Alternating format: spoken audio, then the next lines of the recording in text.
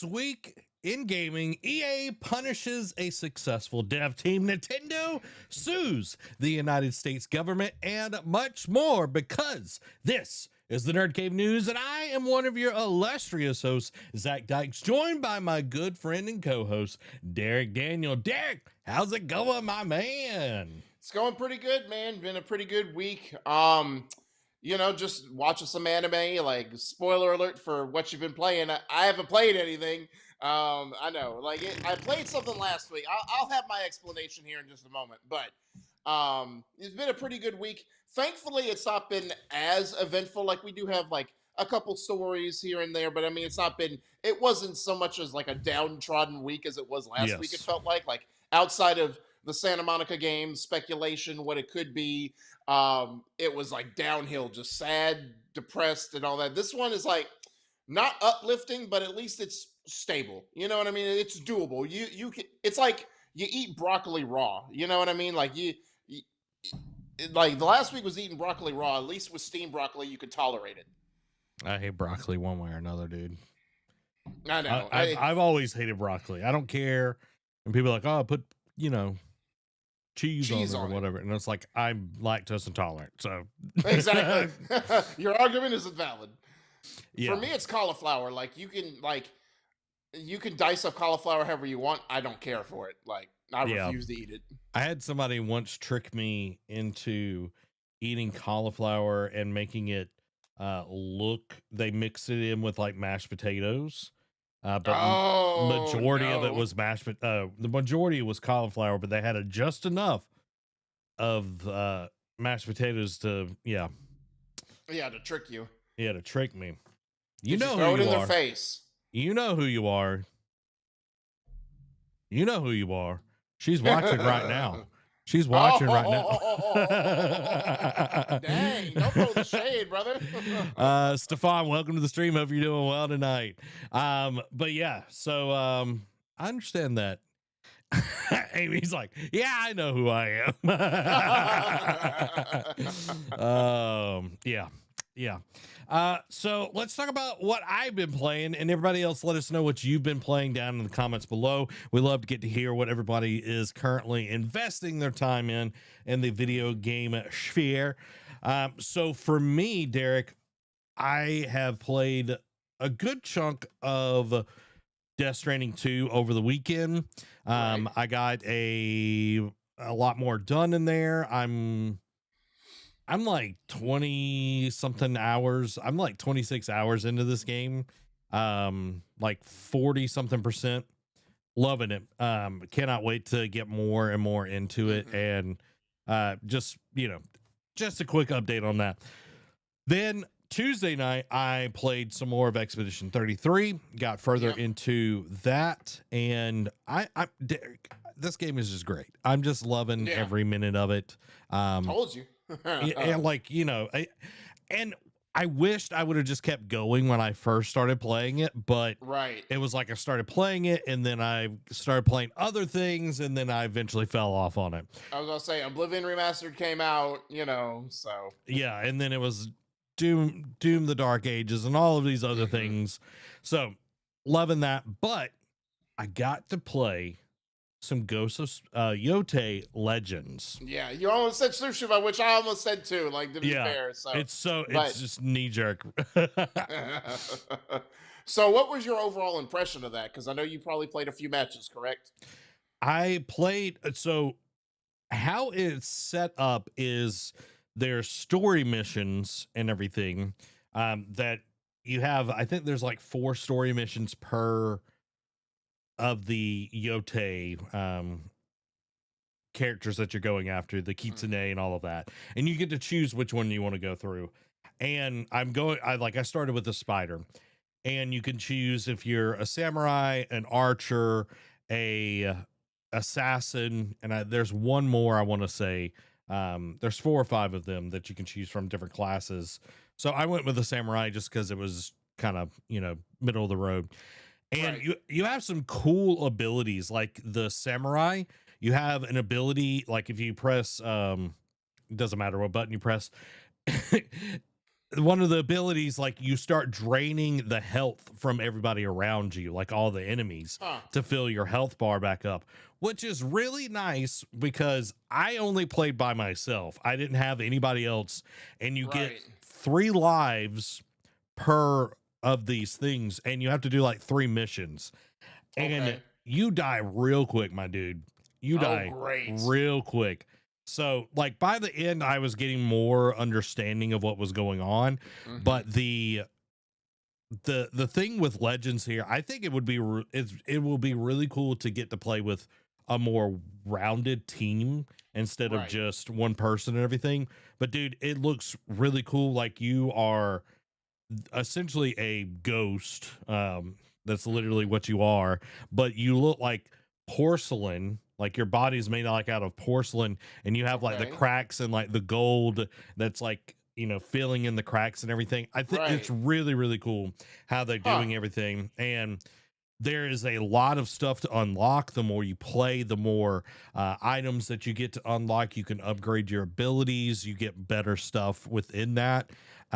There's just a ton to go on here, and you don't really have to buy anything. That's the thing that I like, Right. is like, oh, we're not going to nickel and dime you for all of these cosmetics. You can literally unlock them by playing, which I'm all for that. Right. So I guess that answers my question when you said there was different classes about, because we had speculated what could be different in this game. It's like, and we had speculated, oh, the weapon change, like how they made it so prominent in Yote, like would that carry over? So I'm guessing you have to, once you pick a samurai, you have to pretty much stick with a sword, correct? So you you can unlock more weapons as you go. Mm-hmm. So you start off with the samurai, you have the regular katana and the odachi, and you have the bow and arrow. Got And you. then you have Okay. like one kunai, and then you have to like refill it Yeah. and everything. But as you go, you can get the yari. You can add that. That's the only one that I know of so far that's like the next tier up that I will get the yari and everything. Mm-hmm. Um, but like if starting with one of the other ones, you get like the dual katanas and all of this kind of stuff. So it's definitely like having more of the people on your team is going to well round you, because dude, I was fighting people with the shields and all of that with just a katana, and man, it made it so much slower trying to get I through them bet. without the um whatever. The yeah, the kusanagi or whatever, like the sickle chain. Yeah, I, Yeah, I know yeah, what you mean. yeah, the Kusanagama. yeah, the Orochimaru. But dude, it was I really liked it. The way they presented it with like there was a little quick tutorial to get you in there, set up the world, set up like who all of these are, and it's like, okay, you have the four, and then you have Lord Saito that's over all of them. Right. Which it's like, okay, we've got the four. Why is the dragon not Yeah, not involved? it. Right. I don't get that. Like, it was weird to begin with. I'm just like, so you're selecting four, and it's like, oh no, there's Lord Saito as well. I'm like, then why not just do the six? I don't know. I guess they were like, Saito was the final boss, and the four is like for the four different classes you get to play as. I don't know. I don't know if they tried to make it like symbolic. I didn't know if they tried to make it like same one for one. I don't know. Um, I know you said you could really you could die easily in the game. Now, is that because you start off at like low level, then you like find like gear or something to make you better that like makes you harder to kill, or is that just because the enemies are like uber strong because of how the world is set up?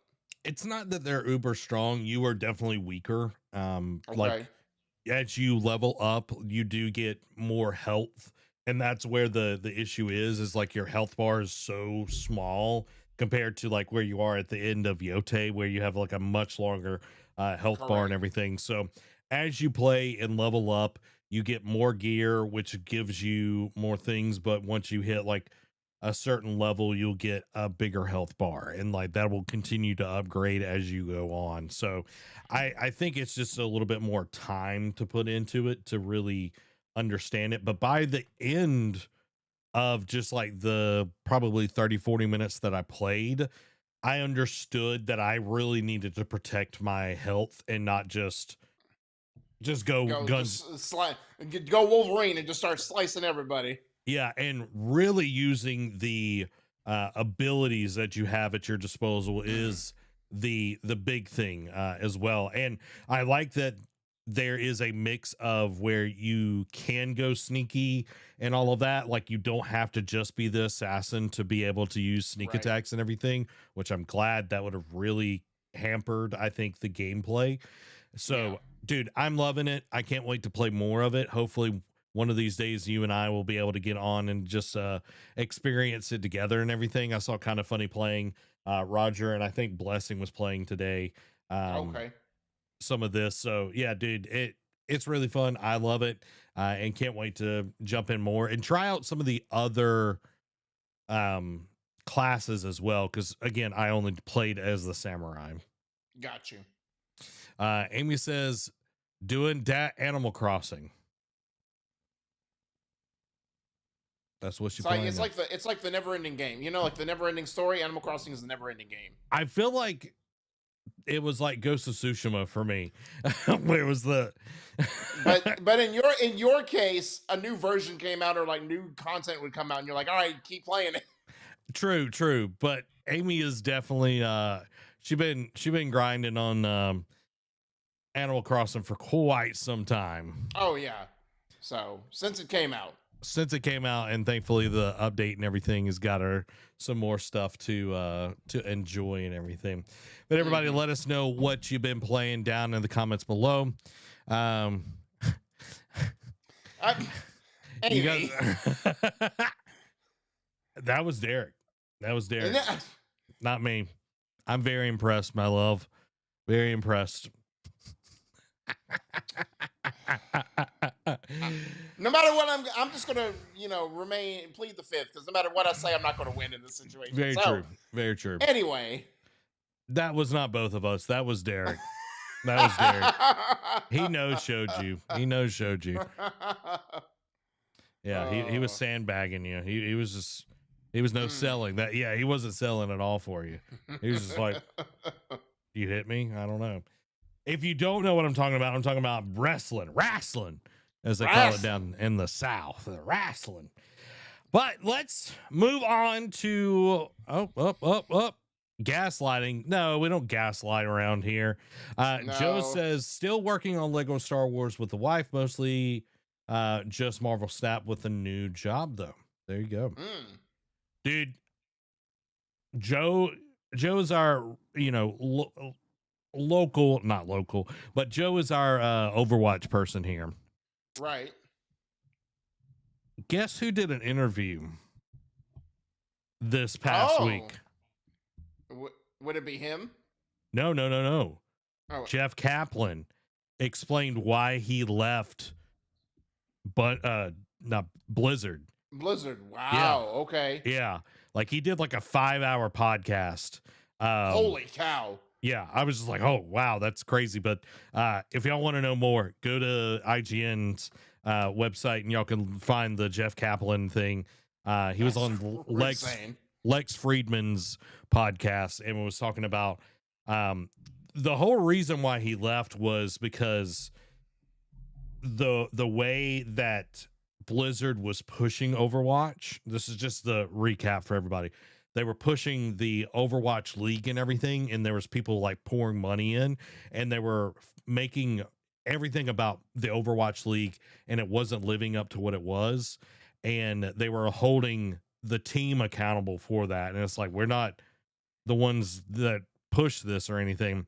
And then the CFO at that point in time, he brought him in and said, hey, you need to make X amount of dollars this year and X amount of dollars going forward every year, or we're going to let people go, and that's going to be on you.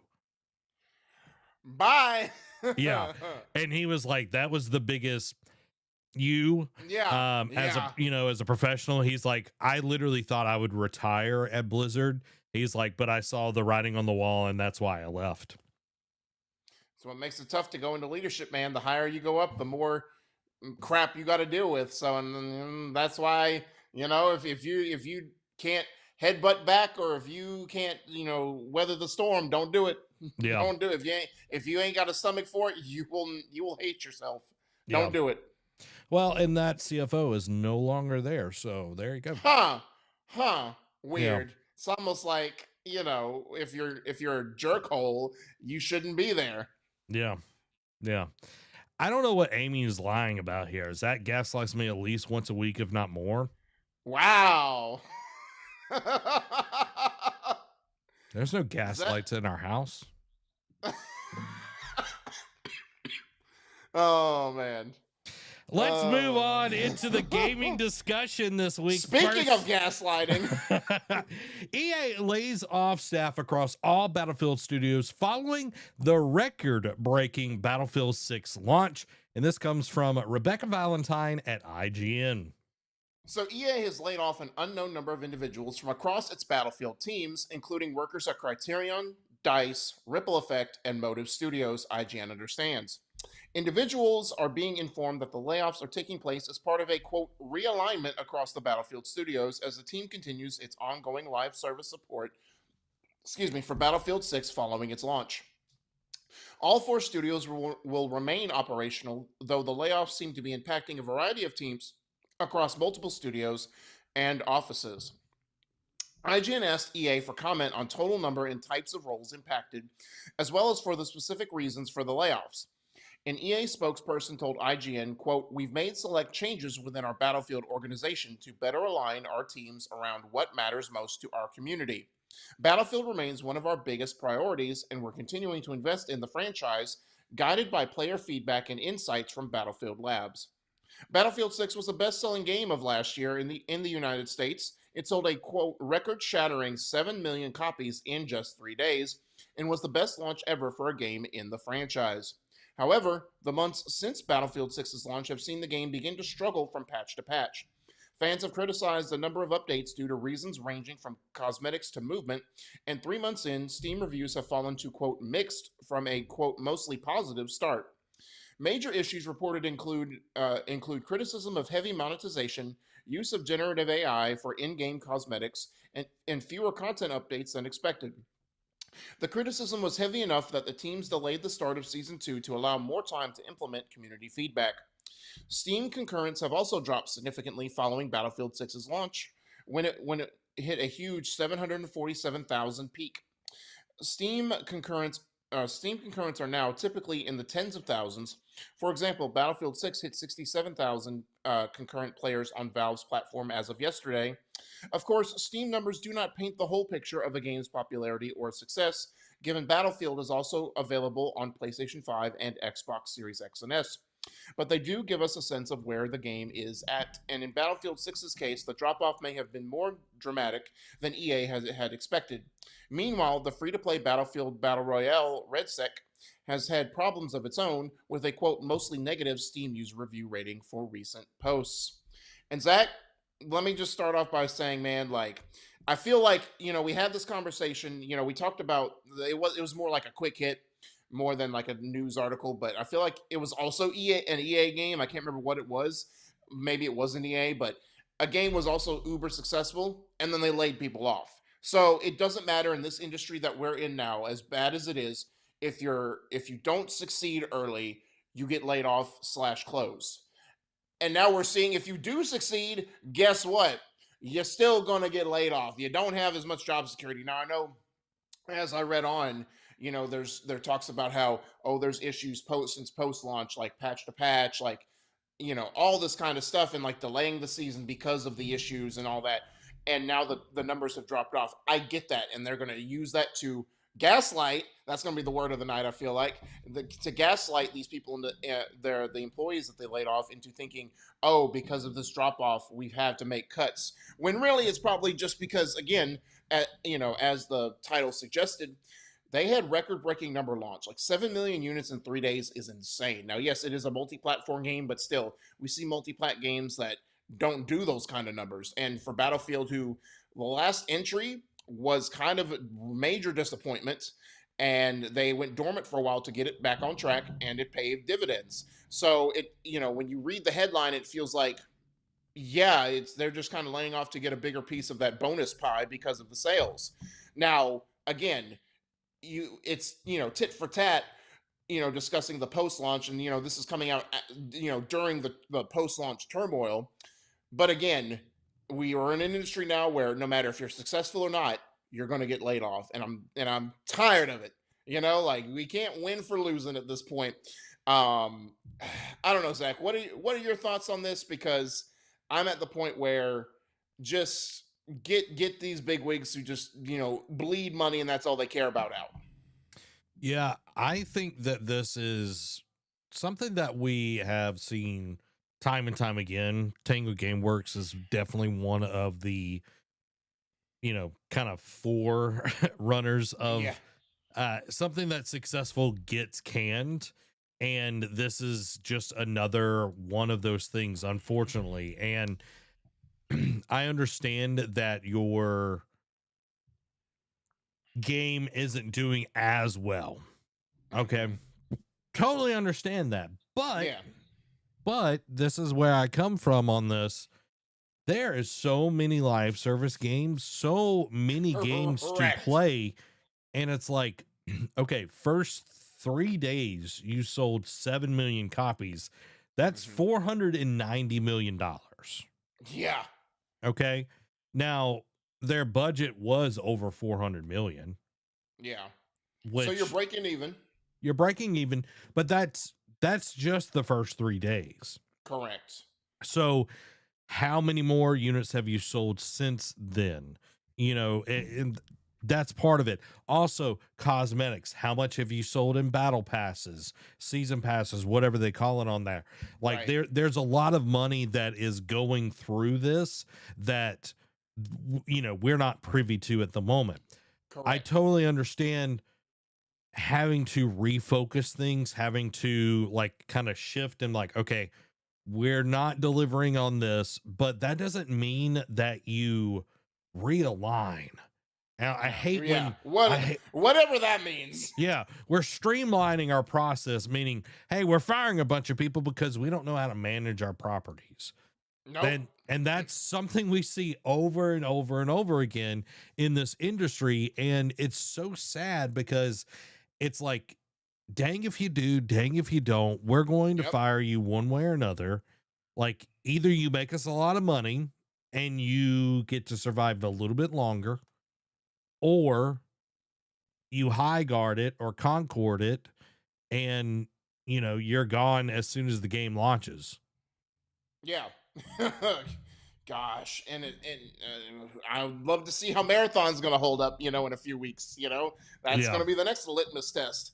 But I know, man. Like, and again, with so many live service games, like if you're not hitting, they're going to go to something else. Like, especially if you're having issues with stuff working, how your monetization is working.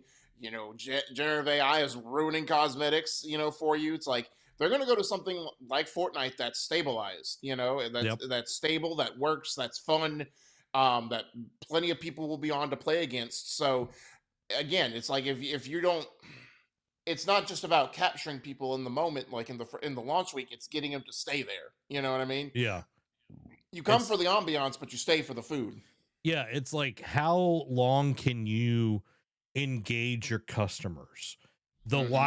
life of time value is more important than the initial purchase because Exactly. like you said, the food keeps you there and everything. Like if you are like in the restaurant industry, I've listened to this dude. He was a big restaurateur and everything. He's like a lot of people will focus real heavy on getting them in the first time. Yep. He's like, if you only do that, your cost for a customer the first time is at least 1,500 or more dollars to Right. get a customer the first time. He's like, how I do it is, and he goes through this whole process. He's like, they come in, he's like, hey, he's like, I'm glad that you enjoyed the food, all of this. He's like, here's a card. He's like, bring this in. You'll get a free meal next time. You got to Hmm. try the ribs.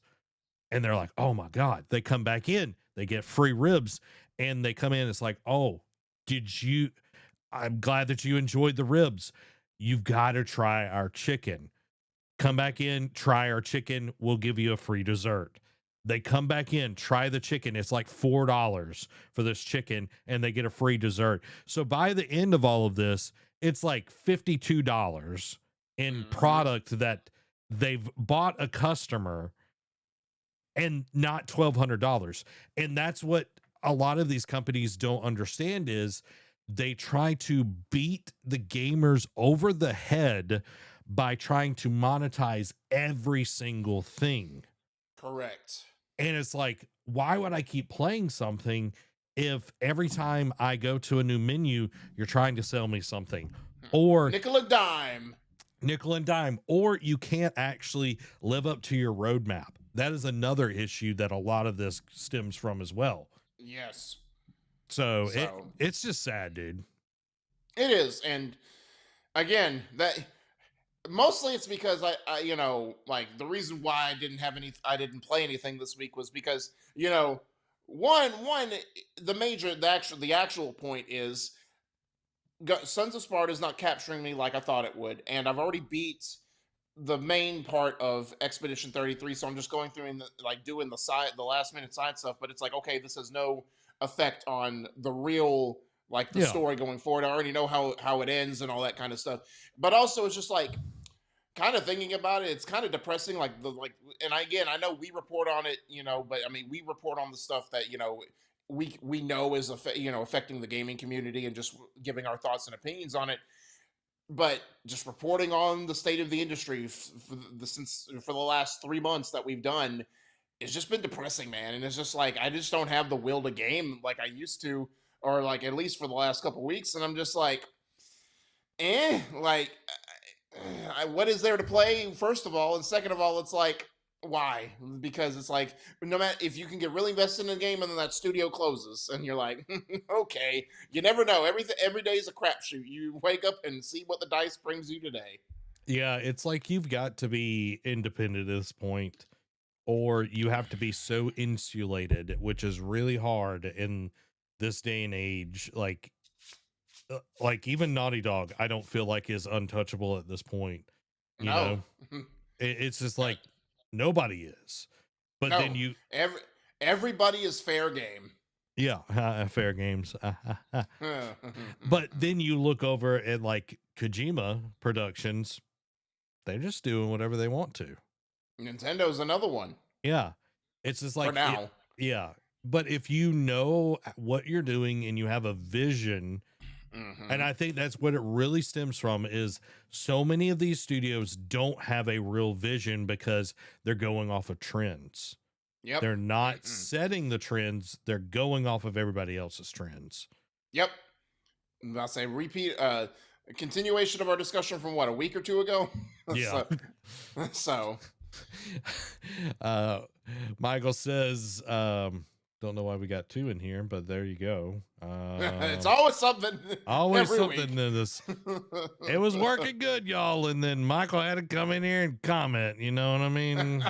Had to come in here and comment, mess it all up. I'm just kidding, Michael. I'm just kidding. Um, he said, "I hope I haven't missed the convo about how capitalism is killing the gaming industry." Facts, That's every week. I feel like. and I'll say that's every week, almost every story at this point. Yeah. um. So I hope that the people over at Battlefield Studios are able to, or labs, whatever it's called, are able to get in a position where they're treated right. And, Right. you know, also like Savvy Games owns EA at this point. So Yeah. it's like, what are they up to? You know what I mean? Like, Yeah, like what's their ultimate end goal for EA? yeah.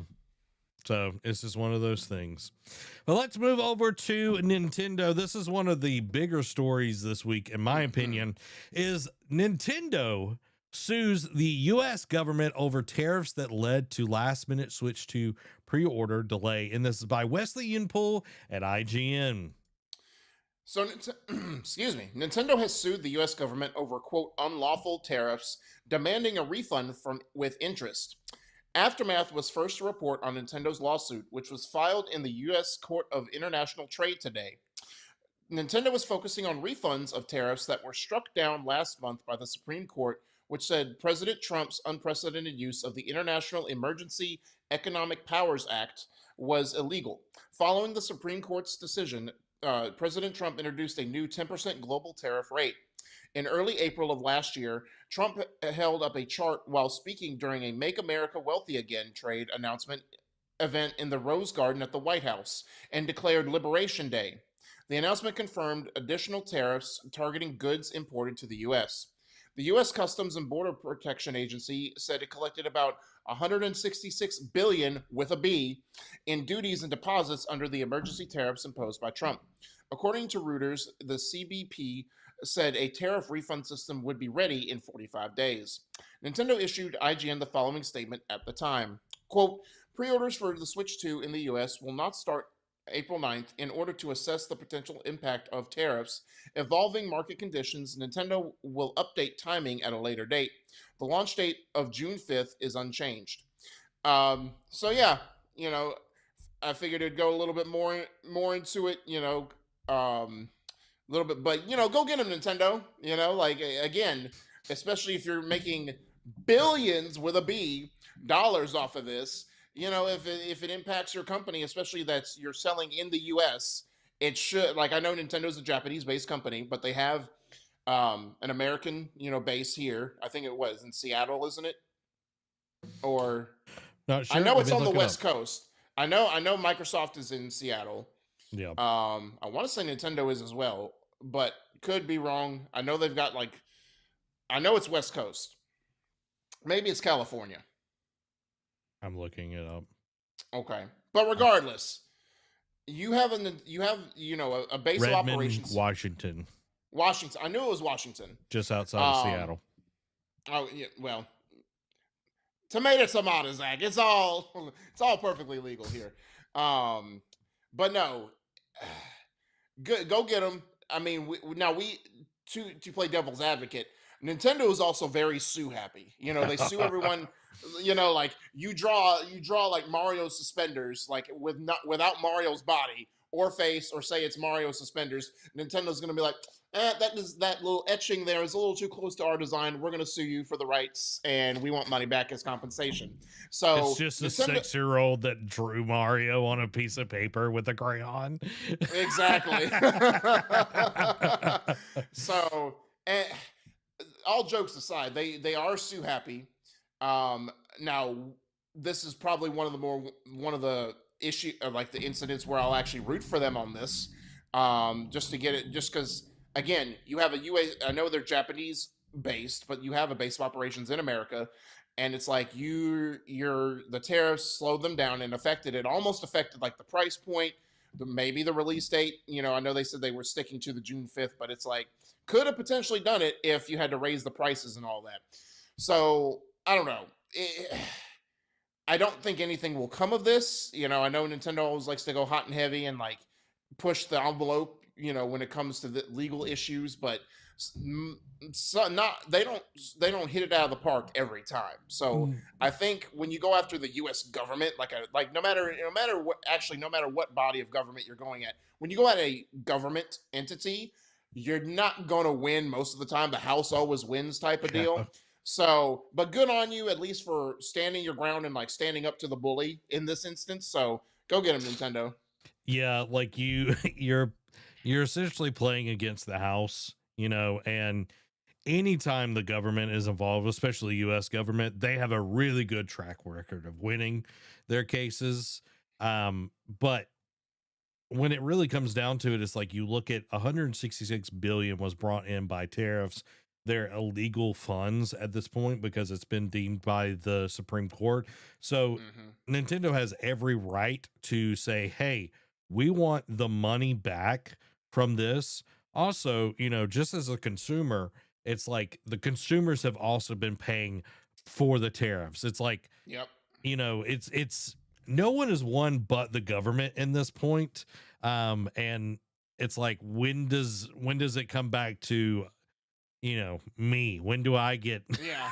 When does the little guy get a victory? Yeah, because everything's been more expensive. Food's been more expensive. Electronics have been more expensive because everything is, not developed in the US and not built Right. here.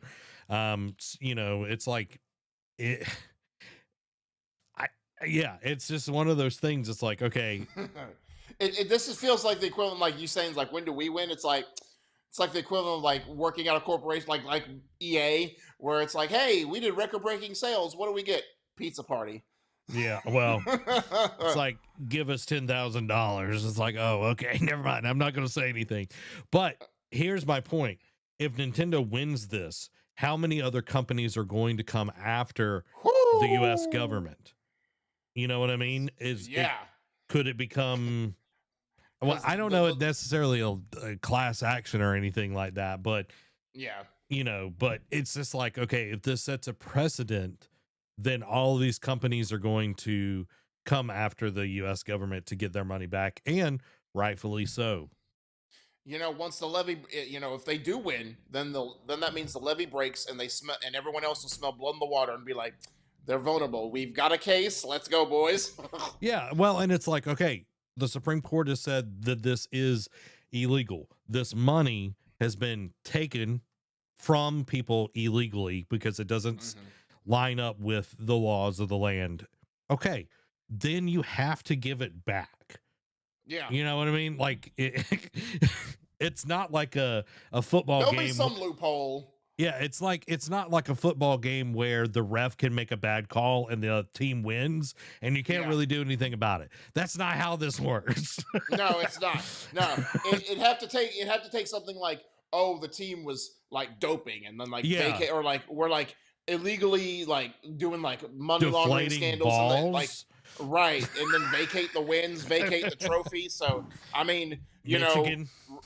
yeah, like Reggie Bush was, before, he since, they since overturned it because now that NIL is a thing, that he's like, hey, can I get my Heisman Trophy back and all that Yeah. kind of stuff, like. But when they found out he was taking money under the table and like running around in these nice cars, they were like, yeah, we need you to vacate your Heisman Trophy because that was, that what you did is not good. And then NILs were like a few years later, Reggie Bush is like, so can you do a brother a solid?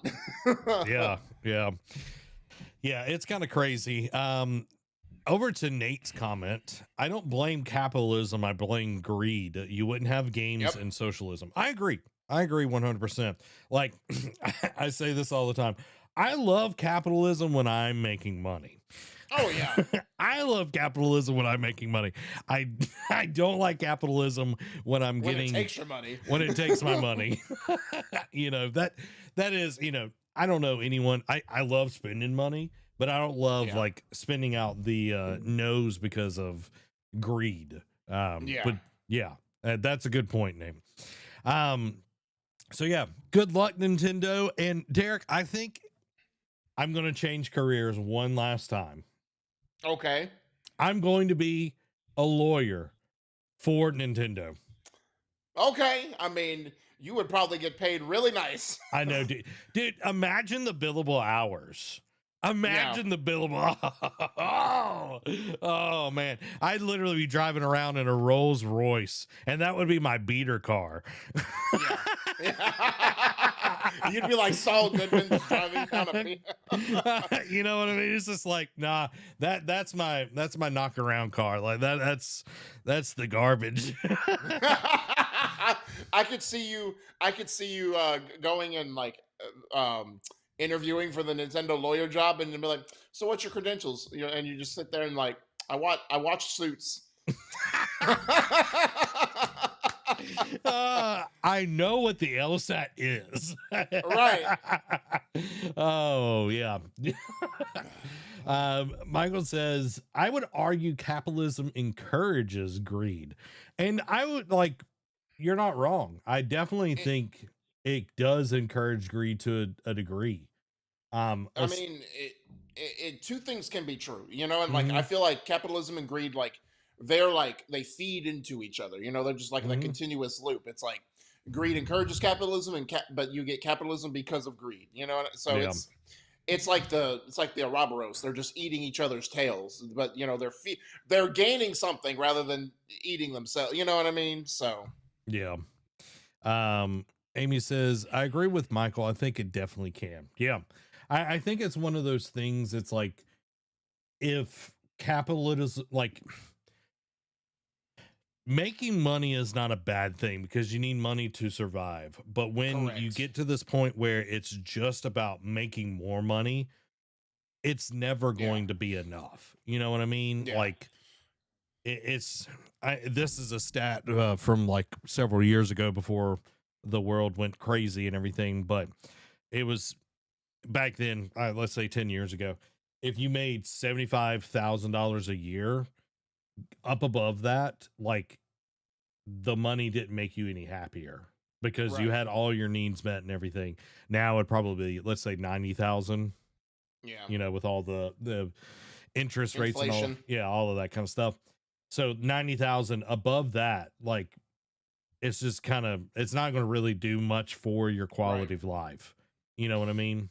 Yeah. And I mean, more money, more problems. I get that, but and I mean, the caveat would be like, okay, you would want to make more money to have generational wealth, like to leave, like Yes. if you have kids, like you would want to leave that for them so they never have to struggle to an extent, or like they're taken care of, or like have emergency funds. But even then, it's like you look at someone like Jeff Bezos, he's got more money than God at this point. Like unless his like when he leaves Amazon, after he passes away, unless his kids or whomever takes over Amazon I don't completely think he crashes has it, like, kids. oh well, Yeah. whoever he entrusts to run Amazon after, like unless they completely just fumble the ball, like that's not going to go anywhere anyway. So I mean, it's just like his wealth is like, like he can't take it with him, and it's like, so what do you do with all that? You can't spend all of it. I don't I don't think know. Jeff Bezos is actually working anymore. Now that I say that, it's like I did think he like I know he st- stepped down as CEO. I don't know if he's right. still like a part of it or not. I'm looking it up. But my point still stands. You know what I mean? Like just for argument's sake, it's like he definitely has more money than he knows what to do with, and it's like, can I have some? Yeah. Yeah. Just so we don't get any you're wrongs. He stepped down as CEO in July 2021, transitioned to executive chairman. He still has a connection to the company. He holds under 10% of Amazon shares, That's and he interesting. spends more of his time as this working on his space exploration with his cowboy hat. Okay, go off, I guess. He's a space cowboy. Cowboy Bebop. Cowboy Bebop. Guys, before we jump into the next part of this, make sure to hit that like button right now. You're sitting here watching this and you're like, man, these guys, they're good looking, they're funny, they got all the good stuff going on right now. I want to hit the like button so fast that everybody's head explodes. Okay. You're just hitting it right now. I can see it. I can see it. You're moving to hit the like button right now. That helps us out a ton. So go ahead and do that and go ahead and hit subscribe so you don't miss out on anything that we do here at the Nerd Cave, because we do a lot of cool stuff. Let's get into our last segment of the news. And we're going to be talking about the Xbox updates. First up, Microsoft CEO Satya Nadella moves to reassure Xbox staff of commitment to gaming following Phil Spencer's exit. And this is by Wesley Yimpool at IGN. So, Microsoft CEO Satya Nadella has offered Xbox staff words of reassurance following the exit of previous gaming boss Phil Spencer. Last week, Sharma and Nadella held an internal Q&A to discuss Microsoft's gaming strategy, and in it, Nadella said Microsoft will always invest in gaming. Quote, Phil, he's always talked to me about how gaming is the largest entertainment category. What is gaming in its most expansive form going forward? This doesn't mean we walk away from from people doing from what people are doing today. When we think about a AAA game on a console, the question is about where else can we go to extend that. For me, we're long on gaming. We'll continue to invest and will always do so. It's up to this team to show an excellence in execution and creativity. Software always carries risk, but this is software with lots of creation risk. It's way different, but yet we have to be the best in class at it. And I'm going to be that pessimist, Zach, that this is just You words. a Yeah, I pessimist? know. I'm always Mr. Never. Sunshine and Rainbows over here. I like to think of the. I like to take the high road and think of the good possibilities rather than the realism of it. But I digress. I feel like this is just word salad. I feel like this is just because I don't think he's responding specifically to Seamus Blackley, because Seamus came out and said, like, oh, Asha Sharma's just here to sunset the gaming division of Xbox. Like, but I do think other people share that sentiment. It's not just towards Seamus, but I think this is Nadella coming out and being like, no, we're invested in gaming. Like, we're here for the long term. We're here for the people to make creative games, make great games for you to play, make great games for us to make money on, like that 30% profit margin and everything. But I feel like I feel like this will be the quote from, like they're going to use Asha Sharma's quote against her, or like it'll be a punchline for everything that we speculate until something happens either way or the other. The plan is the plan until it's not the plan anymore. So yeah, the plan is to go and invest in gaming, but once studios aren't hitting and they start closing more and Mm-hmm. more studios, or like doing ghost crews, essentially like laying off so many people that they're skeleton crews at these studios, then they'll be like, well, gaming's not making us any money anymore, guys. We're gonna have to say psych, or we're out. We're not doing it. We're not going to be a gaming company anymore. We're just going to do Microsoft Office, and that's it. Back to those days. So I really feel like this is word salad. Like, now he may mean it, but again, I make the comparison to how Blake Griffin was at the Clippers. Like, they promised him a bill of goods. His name will be up in the rafters, be a Clippers legend, and meanwhile they had plane tickets to ship him out, right behind his back, while still offering him a contract extension. So, but I don't want to say believe nothing, but when it's coming from a corporate head who, again, is like capitalism, greed, all that kind of thing, take it with a massive grain of salt, like a world-sized grain of salt. Exactly. So I want to believe, but at the same time, I've seen this time and time again, not just in the gaming industry, but just in any form of business. I've seen this. I've heard it all. I've heard a lot, before, just in different versions, different wording and whatnot. Put your money where your mouth is. Like, I see better than I hear. Cool. If the gaming division is like, if they take what Phil, like the foundation that Phil built, and take it to that next level, cool. Then all this will be irrelevant. Like, all this discussion that we had, all the malcontent, all the discourse that we had since Phil left and Asha Sharma took over will be gone. It'll be an afterthought. Like, we won't question that ever again. But until then, we're going to continue to make punchlines out of her quotes. We're going to speculate and dissect every word and sentence that they use, because we don't know. We don't like what's going on. We don't like what's happening in general, but especially at a big corporation like Microsoft. We don't like it, and you don't punch back at the speculation. Like, take it on the chin and shut us up by showing us. Don't just word salad. Show us. It reminds me of the number one hero after All Might. And he says, watch what I do. Mm-hmm. It's what you got to do. Yeah. You know what I mean? Like, talk about Endeavor. Even exactly. though he is kind of a scumbag in other places of his life. But you know what I mean? That's neither here nor there. That's not for us to discuss. But I do agree. But no. And I think, to not to get into the anime discussion, but I think Endeavor, like Microsoft, like Microsoft needs to be. Endeavor knows this. Like, he knows what kind of life he had behind closed doors, like the struggles he did to get to this number one spot. Now he's in, and he's just like, look, I've done all this talking. Just watch what I do. You know what I mean? So, like, and that's what Microsoft needs to do. They need to quit they need to quit the talking and the reassurance, like, because the reassurance is more for their board of directors than anything. Let's be fair. So just show us. Put out the games. Put out the hardware, because they did tease the next generation of Xbox. So we're going to get into that in a second. So But yeah, put it in the games, and that's going to be the way you shut us up. Yeah, like I feel like the reassurance is like, "Hey, I'm not going to stab you," as they hold a knife like to your gut. It's like, "I'm not going to stab you." Or like Meanwhile, the tip of the knife is already puncturing your skin. yeah, it's like, "Oh, he won't bite," and the dog's like literally like on your leg, like teeth, Right. like it's like, he won't bite." It's like, Right. Right.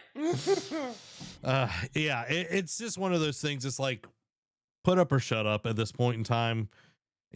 Poop or get off the pot. Like Yep.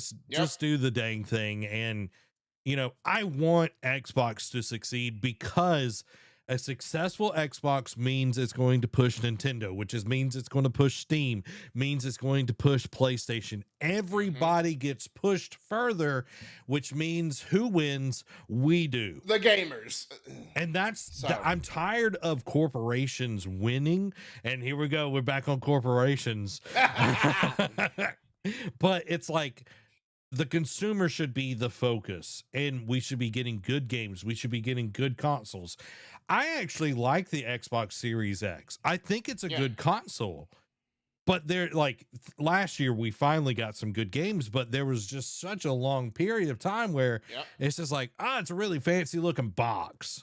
Yeah. You know what I mean? And it's like, that's about it. So That looks like a mini fridge. I did want that mini fridge. I'm not going to lie. Yeah, Yeah. he won't bite you. You're having a good time. It's that's the whole he won't bite you, he won't stab you thing is a reference to Dusty Slay. Y'all should go check out the comedian Dusty Slay. He's hilarious. Let's move on to our next Xbox bit of news because Xbox confirms Project Helix, its next gen console that will also play PC games. Question mark. And this is by Ryan McCaffrey at IGN. So, new Microsoft gaming CEO Asha Sharma, who took over as head of the Xbox business last week as longtime Xbox boss Phil Spencer retired, has confirmed the code name for Xbox's next generation console, Project Helix, and also confirmed long swirling rumors that the device will play Xbox and PC games. Quote, great start to the morning with Team Xbox, where we talked about our commitment to the return of Xbox, including Project Helix, the code name for our next generation console. Project Helix will lead in performance and play your Xbox and PC games. Looking forward to chatting about this more with partners and studios at my first GDC next week. And of course, this once again, another just to interrupt here. Before, well, I'll say that's actually the end of the news article. Thank goodness. And so, well, I thought I was gonna go off on a tangent and then not finish the article. Sorry. But no, this broke, of course, another Friday where something else happened after we have a great news show. It's like Yeah. one more thing, but obviously, they're going to do more of a Q&A at GD. I know I think it was yesterday they had their GDC and there was a bunch of Q&A. You could check that out at IGN or wherever you look at your gaming news, because I'm sure everyone else reported on that as well. But again, cool. We got the code name. We'll see the console eventually. Maybe, within the next year, maybe. I don't know. We'll see. Only time will tell. However, Zach, again, the speculation station over here, the pessimist, patrol over here on the other side of the screen. I feel like, again, it's not word salad, but they're like the cool guy trying to let you know that they're cool. And she's just like, hey, see, we're still committed to consoles, like we're not canceling stuff. We're not here to sunset. I'm not here to sunset the company. Look, we're going to talk about our next Xbox. Here's the code name.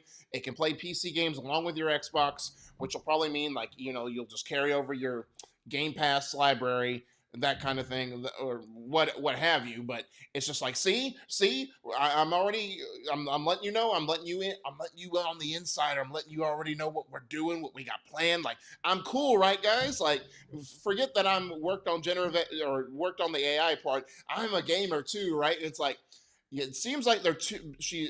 I know it's not her because everyone else had to sign off on her posting this article, like making the statement, because she did it on Twitter.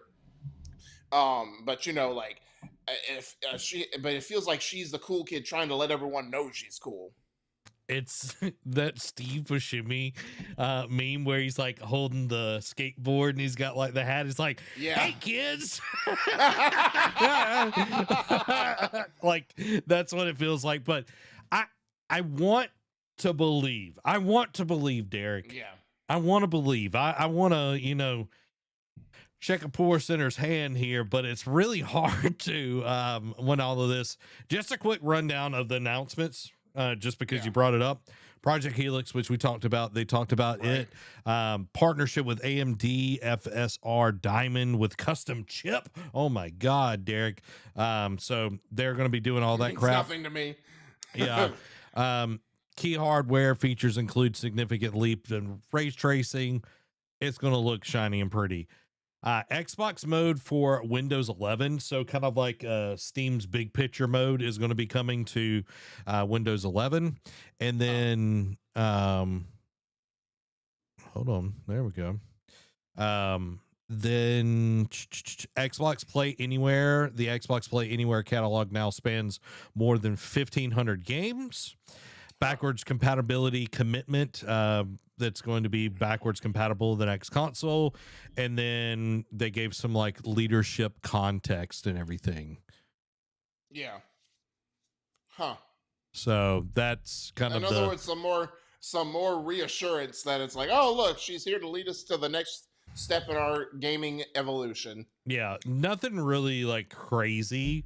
And Yeah. also it's like, like I understand that they're trying to say, hey, we are making a console. So I do think it's necessary for them because how bad the Series X and S is actually sold.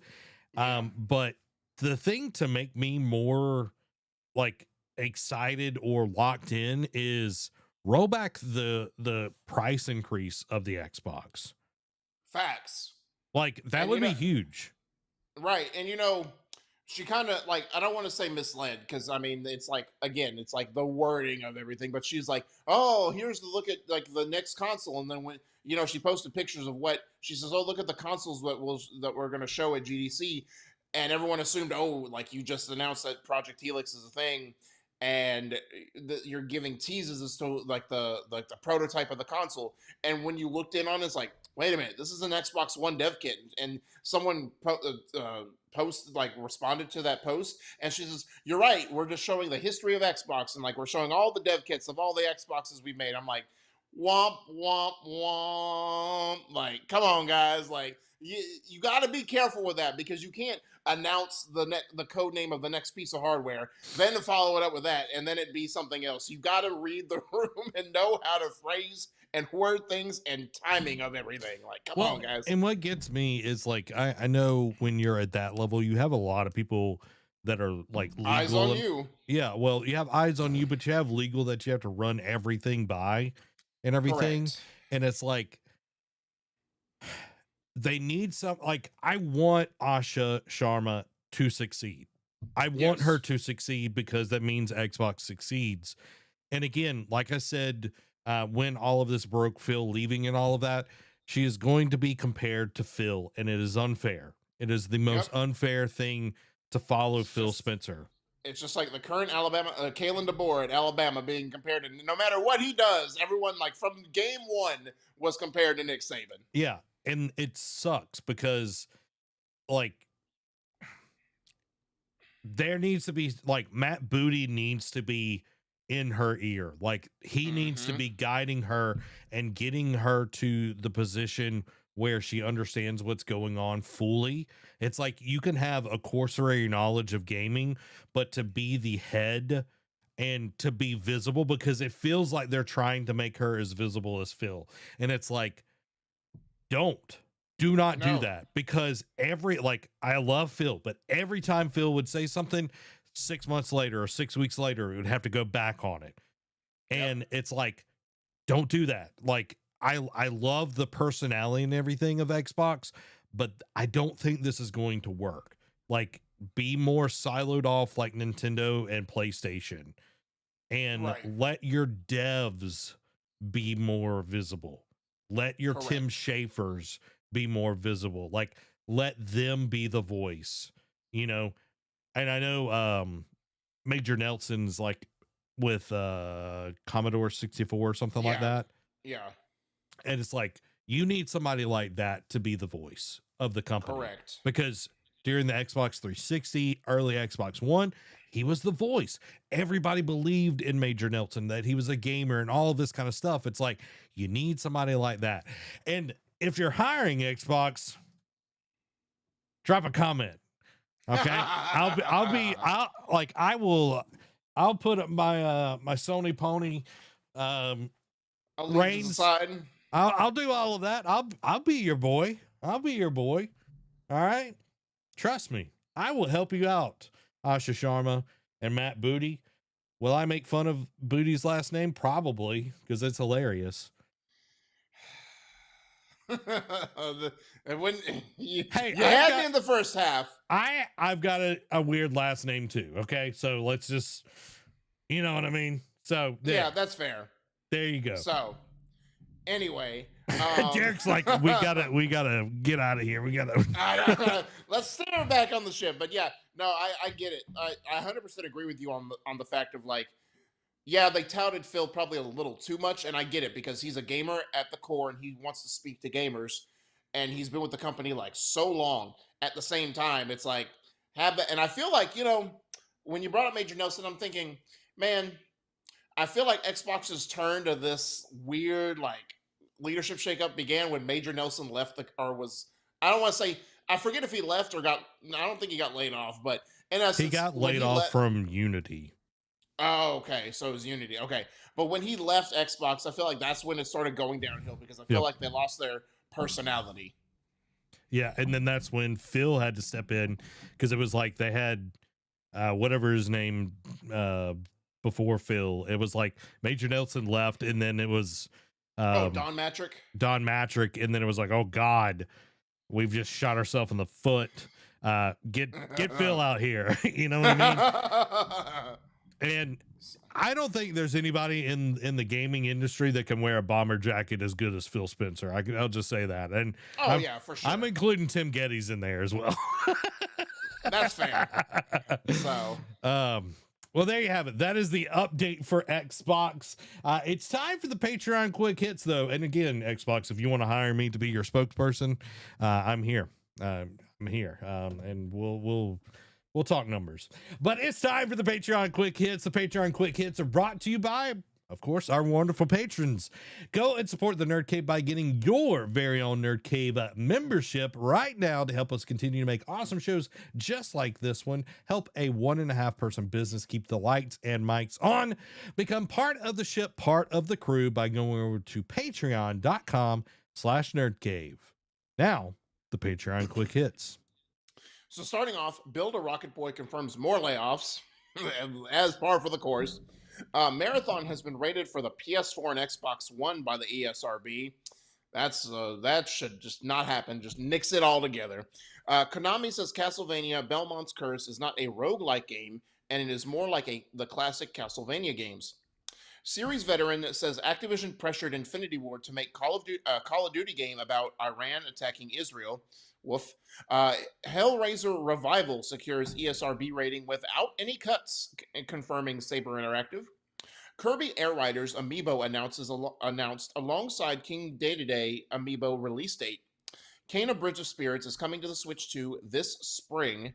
Capcom moves Pragmata's release date up a week to April 17th. The National Video Game Museum obtains a one-of-a-kind Nintendo PlayStation hybrid. Slay the Spire 2 launches and immediately shatters a concurrent player record on Steam. Bungie promises its premium currency Lux can't be used to buy gameplay advantages. Okay, for now. Bungie responds quickly to microtransaction backlash, with the first patch making the game slightly easier. RoboCop Rogue City on Steam mistakenly replaced briefly by an unannounced Hunter the Reckoning game. Star Wars Knights of the Old Republic remake is still in development, confirmed Saber Interactive's Tim Willits. And I want to put a pin in that and come back to it after I read the Zach, because I want to ask you something regarding that. Nagoshi's Gang of Dragon may never come out after NetEase cut funding when it realized an extra 44 million was needed to finish the game. Valve stands firm the Steam machine will launch this year despite delays, while memory and storage shortages are still challenging.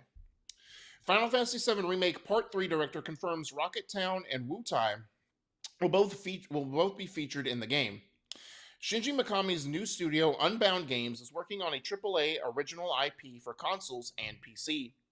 Donald Glover will voice Yoshi in the Super Mario Galaxy movie. Pokemon Go dev declines to confirm hidden nerf to wild shiny odds as part of new season changes. Pokemon Pokopia Physical Edition price raised to $80 on Amazon amid reports of stock constraints. The Pokemon Company is actively recruiting PhD holders with backgrounds in ecology to work in Tokyo. PS5 Pro sales have spiked massively in wake of upgraded PSSR update reveal.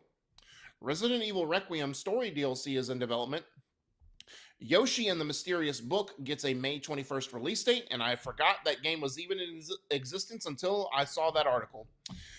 Alan the Alien in open beta announced for Invincible Versus. Mega Man voice actor Ben Diskin won't return for Dual Override, claiming Capcom won't offer union contract. Epic Games announces V-Bucks changes and more, saying, quote, the cost of running Fortnite has gone up a lot and we're raising prices to help pay the bills. Sure, we'll go with that. PS6 release is still likely targeting late 2027, says Hardware Leaker, despite rumors of delay to 2029. To that I say, why? Just delay it. If it's not ready, don't rush it. Just delay it, take your time, make it, and release it when it is ready.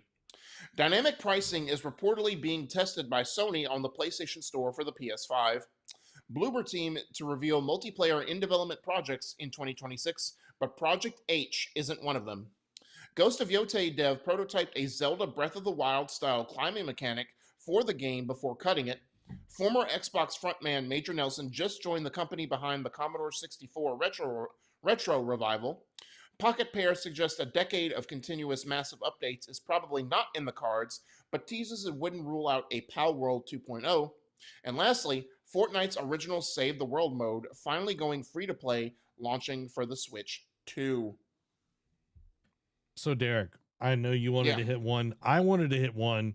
The dynamic pricing. I looked into this, and for the people that don't know, dynamic pricing is Wendy's tried to do this actually last year, where there will be different price ranges going on at the same time, depending on, with Wendy's, it was like if it was during lunch rush, they would increase the price of the food. I do remember that now.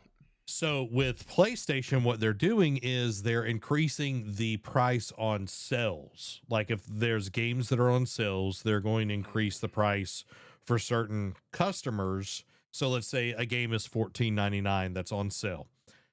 Some customers will be getting charged $19.99. Now, let's talk about who would be paying more. Derek, do you think it is the people that buy more games or less games that would be charged more? Oh, I'm sure the people that buy more games, because it's like, oh, you're already spending money anyway. Why not just spend a few extra more dollars? Because the people who don't buy a lot of games won't care one way or another. Like this, like the selling them at a cheaper price point is going to entice them more to maybe try and check the game out. Whereas if you buy a lot of games over the year, you're already invested in the ecosystem. Like we don't need to sell you on the gaming experience, with like outside of ball and gun games. Yeah. So you're right. It is the people that are buying more games, which you and I would fall into that category because like most of gamers only buy 1 or 2 games a year. Correct. We buy, 10, 15 a year, probably. Maybe. Yeah. Depend. You more than I would. Yeah. Like right now I'm buying more than, because I'm not doing like Game Pass and everything. So it's like, okay, I would get hit with having to pay more because I'm a loyal customer. Because, that makes sense. Yeah. And this goes back to our discussion of them pulling out of the PC side of things, and they were talking about that they were going to have to get more money out of their existing customer base and everything. They were going to have to monetize their existing customer base. This is how. Yep. And I hate it. I know it, like they're it's in the experimental phase right now. I hope it doesn't come to light, but it probably will. Yeah, I'm just like this is not it. This is like, give the people that buy more a discount. Okay. Yeah. Like, they should be the ones that are paying less, because guess what? They're going to keep paying that money. And it's like, if you mess around, you're going to find out, because a lot of gamers these days, not you necessarily, but more people are getting PCs. And guess who has sales all the time? Steam. My God.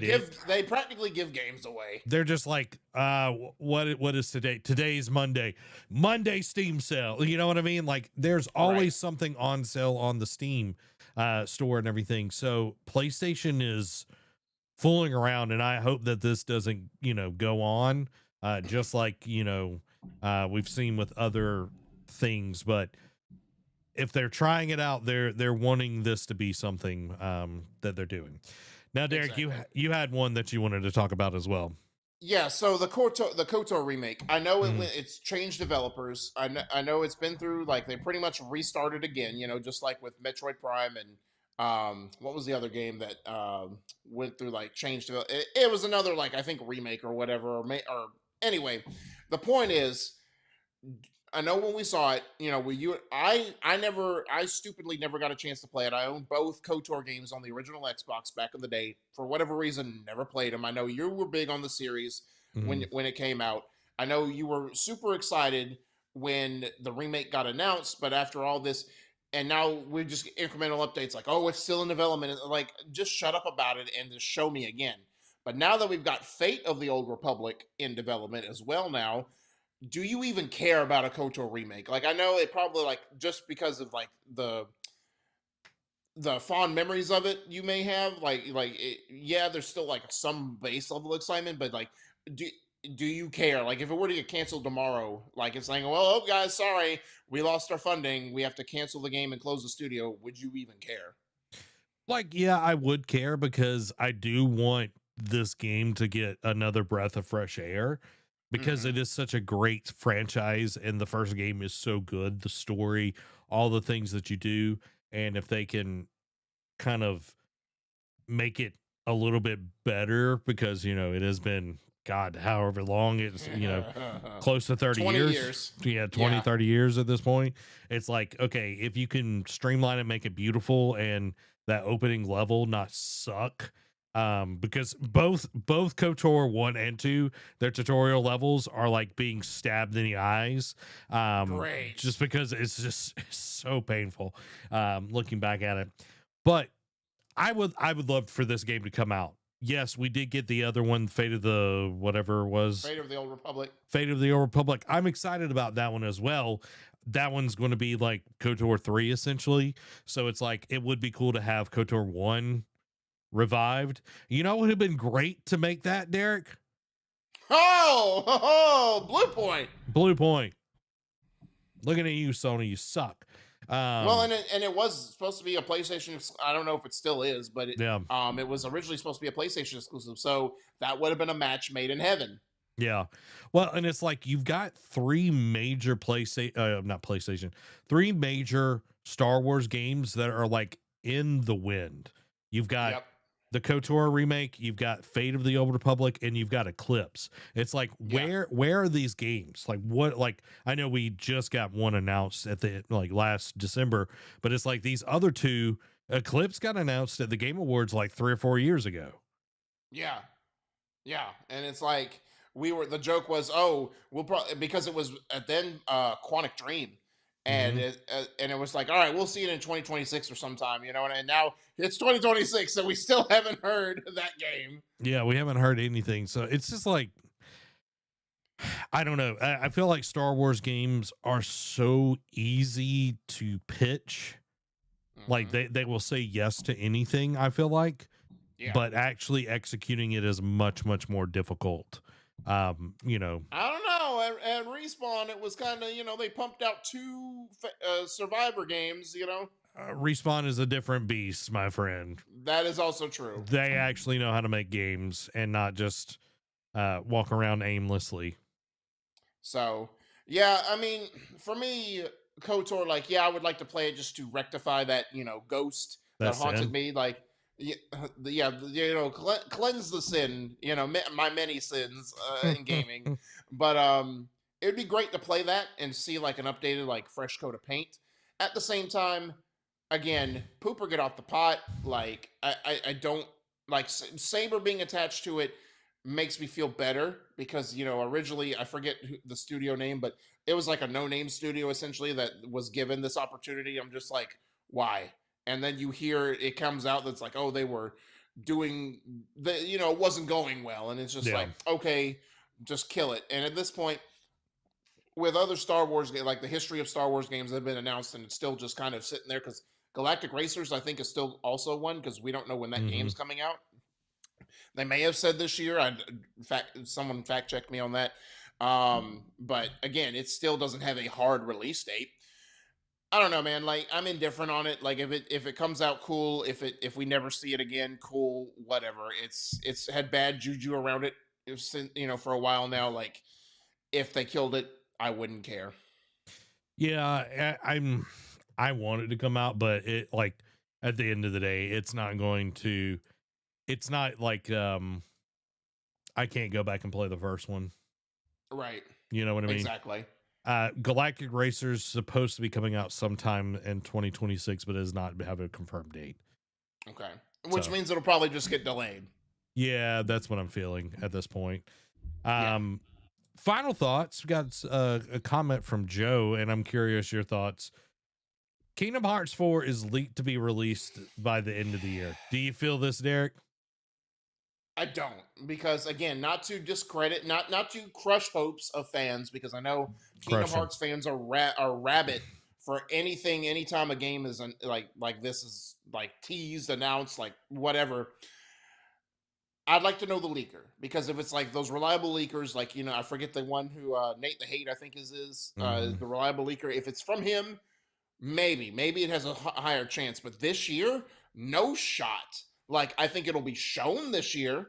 Like, we'll see it again, and like it'll have like a release year, or like we'll get a lengthy vertical slice.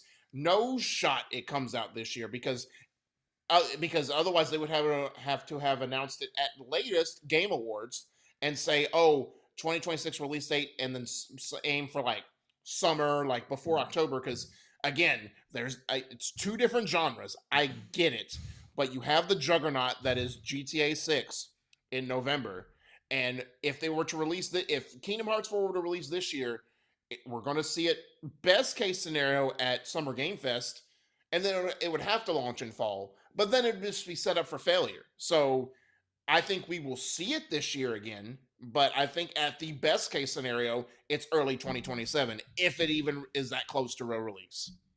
Okay, so the leaker is Midori, and apparently they are a Japanese game leaker with well-known insider with a track record of covering Square Enix, Sega, and Nintendo. What she said back in June 2024, Midoriya said currently planned release window for Kingdom Hearts 4 is 2026, and that the game looks different from its original 2022 reveal, but clarified it's not bad. But yeah, but that's literally 2024, and we're Right. in March, and we haven't heard any hide nor hair. I know we did get some images Mm-hmm. in 2024 of Kingdom Hearts. I know we talked about it. I remember making Mm-hmm. the thumbnail and everything. I feel like with this year, because of the games that are stacked, like Yes. especially at the end of the year, you've got GTA, you've got Wolverine. I know Kingdom You'll Hearts have, is. Go ahead. I was going to say, you have the whatever the next Call of Duty is. Yeah, you got the next Call of Duty. Plus, it's like, when is part 3 of Final Fantasy 7 coming out? I know we talked a Right. little bit about that in the quick hits, but Because it's yeah, Square Enix doesn't like to eat itself. You know what I yeah. mean? They It's like to not an give that its EA. own separate. Yeah. Yeah. It's not an EA. idiots. They're just complete idiots over there. Hey, EA, if you want some, I'm just over here pitching myself to run companies at this point. Fall 2016 was such an interesting year for games that, like just watching that E3. Anyway, I digress. Continue your thought. Yeah, I don't think it will come this year. Like Derek was saying, 2027 makes a lot more sense because the roadmap is way clearer. But right now, there's so much that is already like juggernaut level, and Kingdom Hearts is a big game. But when you Yes. put it up against GTA, like that's gonna get That's Goliath. yeah, like, and no slingshot on this one's gonna take it down. You know what I No, mean? by no means. And again, like that was in 2024, and we've heard mums since. Again, now the only caveat I will give this that may like change the perspective will be they learned from Kingdom Hearts 3 in the sense of they announced it way too early and it kept getting kicked down the road like a can because for whatever reason, and then it finally came out in early 2019. um until they were, so maybe they're just like, hey, let's do like a Fallout situation and like just not even announce it, give it a release, or like not re-show it and give it a release date until we're ready to. I'm like, we're confident it's gonna hit. So that's why I'm saying maybe we'll see it again, like at Summer Game Fest or whatever this year. No chance, as the Vince McMahon theme song would state, that it's coming out this year. No shot. If it does, I'll be shocked. I will eat a shoe on stream. I'll take that bet. Of course. Oh, You will eat a shoe if it comes out this year. Okay. yeah. Guys, you got it right here. Just as I don't think it will either. And I think next year is the best for it. Yeah. I don't think we see it at Summer Games Fest. I think we see it at the Game Awards. Game Awards or Tokyo Game Show. That makes way more sense. Yeah. So we'll see. Or Gamescom. Gamescom or Tokyo Game Show would be I kind of agree with you. Like Summer Game Fest, like unless like they just come to Jeff Keighley with an offer he can't refuse. You know what I mean? Well, Kingdom Hearts, I feel like, is up there on games that Jeff would love to be able to debut. For And sure. I feel like if that is on the table, he would go Do hard it in to a heartbeat. paint. Yeah, Yeah. definitely. So, only time will tell, Zach. Only time will tell, Derek. But as time comes to a close, that is the news this week, everybody. Make sure to come back on Tuesday where we'll be playing more awesome Vigima games here on the Nerd Cave. And continue to talk about how capitalism is ruining the gaming industry.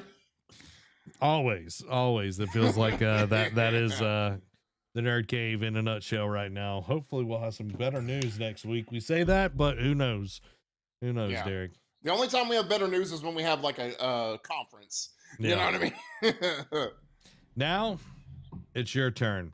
This has been Zach and Derek. God bless week. Bye-bye.